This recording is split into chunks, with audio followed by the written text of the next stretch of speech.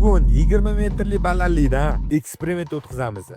Bu videoni uy sharoitida takrorlab ko'rmanglar. Abdumajid, buni usha! Oy! Maqosiz!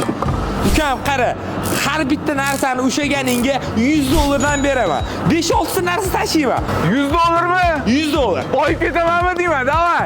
Gap. Davay, tashi. 1 2 3 -1. 1 2 3 Voy, -2. Uy, Xatyapti. Mashina usha olarsa xatyapti. Ushayman buni. Yes! Yes!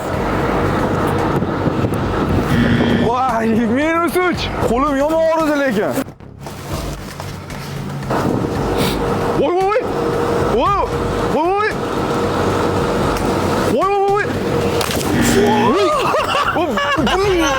Buni ushlash imkoni yo'q.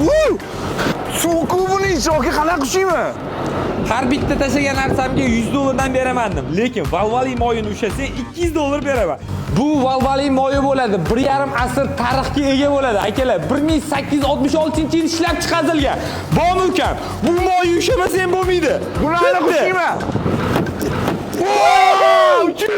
$300. Aka, mana shu qo'lingizga berib turing-da.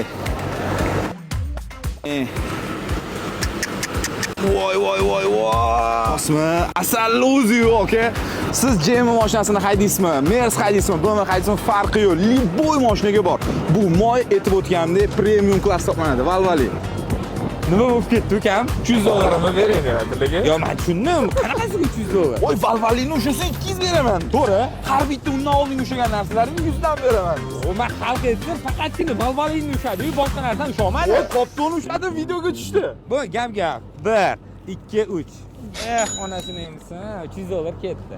Akalar, mehr ko'zda, dil xirali bo'lmasa, Valvalindan olish esingizdan chiqmasin. Nomer beradi.